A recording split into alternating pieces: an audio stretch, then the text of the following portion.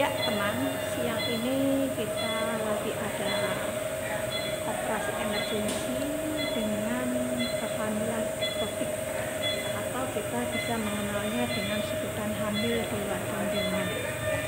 Yang bikin sedih adalah ternyata pasien ini juga menderita AIDS ya. Dan bayangkan, dia ternyata usianya masih 18 tahun. Jadi dia hamil di luar kandungan, kemudian dia kena AIDS, dan usianya masih 18 tahun. Jadi pasien ini inisial E, usianya 18 tahun. Kemudian KE dengan AIDS. Dan ternyata lagi dia sudah pernah mengalami kehamilan ektopik juga. Dulu dia ada riwayat sudah pernah mengalami hamil di luar kandungan. Jadi dia 2 kali kehamilan ektopik. Apa sih kehamilan ektopik atau hamil di luar kandungan itu? Ya, coba kita gambar Pak ya. Abaikan gambarnya yang jelek. Jadi ini teman ya, ini anggap rahim ya, kebabas.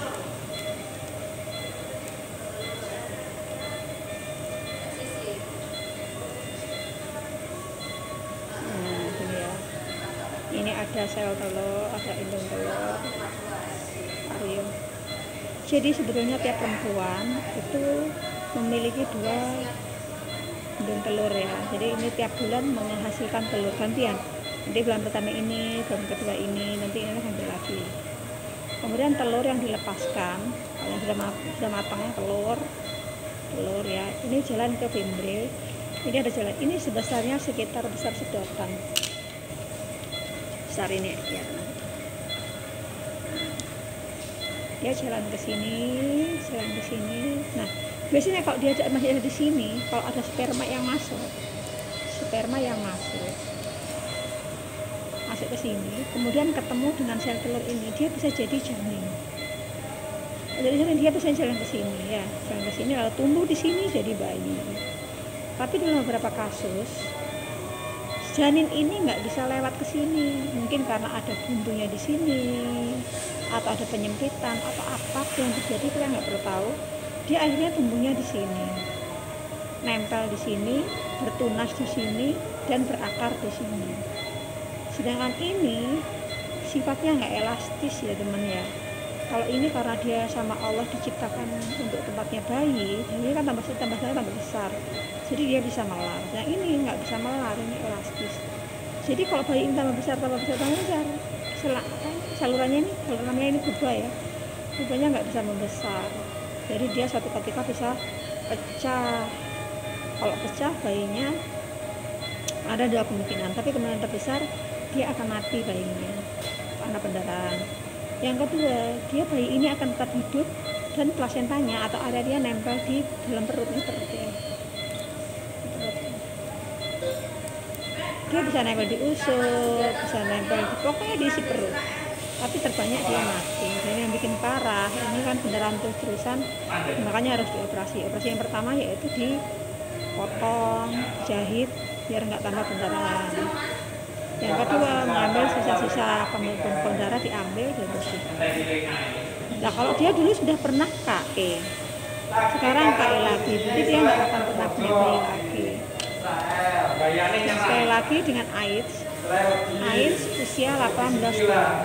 Sedangkan orang yang pertama kali HIV, terpapar HIV, itu biasanya ada masalah pelindung. Jadi ini terpaparnya, terkenanya HIV. Ini kalau namanya apa bedanya HIV dengan AIDS? Kalau HIV itu dia sudah terpapar atau dimasuki oleh kuman penyakit. Tapi kalau AIDS dia sudah menimbulkan gejala. Jadi ini belum ada gejalanya. Nah, dari sini ke sini itu secara penelitian memakan waktu 5 tahun.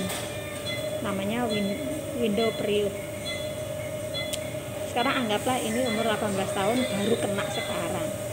berarti 5 tahun yang lalu dia sudah kena HIV. 5 tahun yang lalu berarti dia usianya 13 tahun. Jadi usia 13 tahun dia kena HIV. Bagaimana dia bisa kena HIV? Sedih banget ya. Dan ternyata penyebab HIV banyak sekali. 1, 2, 3, 4. Satu ini bisa jadi karena hubungan seksual ya. Seksual. Ini kehamilan. Ini terkena darah langsung. Dan yang terakhir dari alat-alat. Sebetulnya secara persentase yang paling sering adalah yang paling besar persentasenya ini. Tapi di masyarakat ternyata yang terbanyak adalah karena hubungan seksual bebas, karena perilaku bebas. Kembali lagi ya Allah, mari kita menjaga keluarga kita masing-masing agar tetap sehat dengan pengetahuan dan pembekalan agama yang baik.